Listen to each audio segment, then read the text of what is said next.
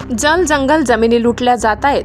MIDC विरुद्ध प्रजासत्ताक दिनी सत्यशोधक शेतकरी सभेचे तीव्र आंदोलन.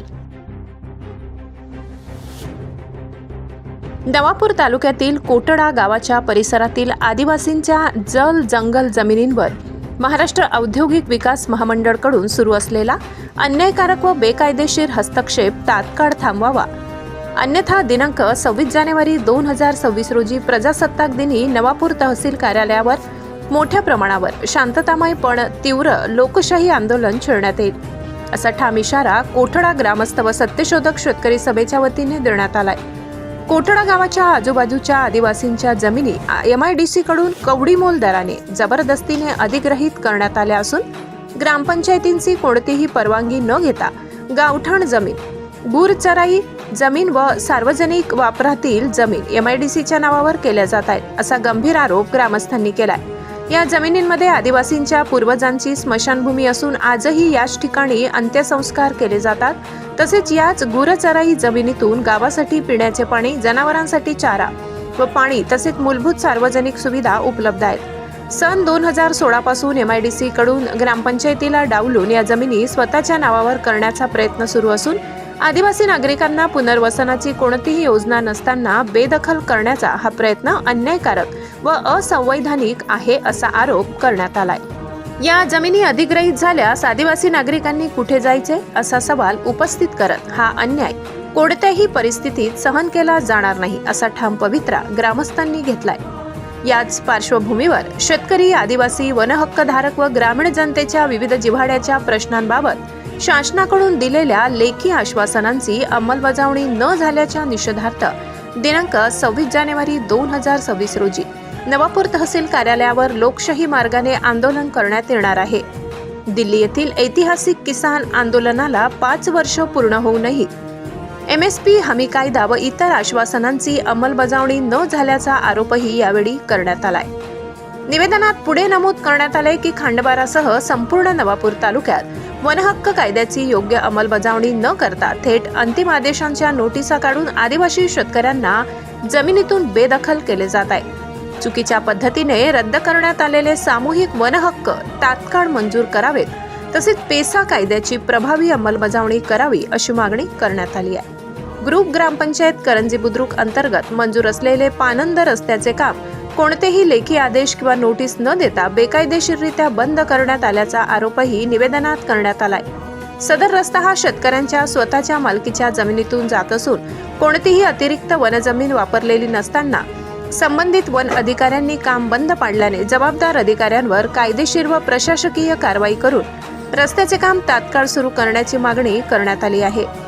शिवाय वनहक्कधारकांना शासनाच्या सर्व योजनांचा तात्काळ लाभ द्यावा, खासगी कंपन्यांकडून आदिवासींच्या जल जंगल जमिनीवर होणारा अन्याय थांबवावा, तसेच नवापूर MIDC अंतर्गत शेतमजूर व गुरचराई जमिनीवरील बेकायदेशीर कब्जा तात्काळ हटवावा, अशा एकूण 9 मागण्या मांडण्यात आल्या आहेत. या सर्व मागण्यांबाबत प्रशासनाने तात्काळ निर्णय घेऊन लेखी उत्तर न दिल्यास दिनांक 26 जानेवारी 2026 रोजी नवापूर तहसील कार्यालयावर मोठ्या प्रमाणावर शांततामय लोकशाही आंदोलन करण्यात येईल.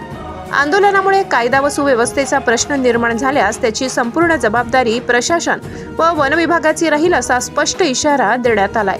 हा इशारा सत्यशोधक शेतकरी सभेच्या नेतृत्वाखाली माननीय तहसीलदार नवापूर व माननीय पोलीस निरीक्षक नवापूर यांच्या निवेदनाद्वारे देण्यात आला.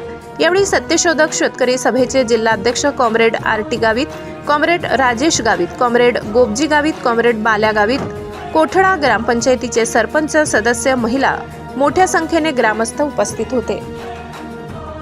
दिल्ली या ठिकाणी किसान आंदोलन जे झालं त्या आंदोलनाला आज 5 वर्षे पूर्ण होत आहेत.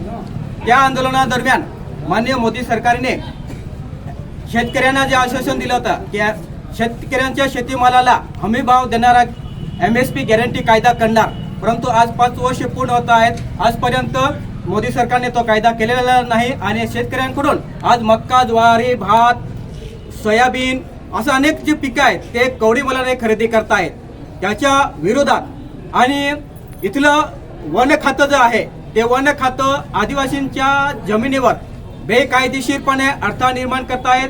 महाराष्ट्र शासनाने आदिवासी वन हक्क कायद्याअंतर्गत मिळालेल्या जमिनीत सुधारणा करण्यासाठी 133 योजनेचा हा GR 2024 रोजी काढलेला आहे। या अगोदर सुद्धा अनेक GR काढलेले आहेत। कायद्यामध्ये स्पष्ट आहे की आदिवासींना वनपट्टा मिळाला त्याच्या सुधारणा करण्यासाठी त्यांना सूट दिलेली आहे किंवा पूर्ण अधिकार त्यांना दिलेला आहे, परंतु जाणून बुजून वन खातं हे हस्तक्षेप करतात। करंजी ग्राम पंचायत अंतर्गत खोच्यापाडामध्ये पानंद रस्ता मंजूर आहे। पानंद रस्त्याचे काम सुरू असताना वन खात्याचे रेंजर चिंचपाडाचे PP पगारे हे जाणून बुजून अडथळा निर्माण केलेला आहे आणि त्या रस्त्याचं काम बंद पडलेलं आहे। त्यांच्यावर ॲट्रॉसिटी अंतर्गत गुन्हा दाखल करावा आणि पानंद रस्त्याचे काम हे सुरळीतपणे सुरू करावे। त्याच्यानंतर 2023 रोजी सत्यशोधक शेतकरी सभेच्या वतीने नंदुरबार ते मुंबई पायी पैदल महामोर्चा करण्यात आलेला होता।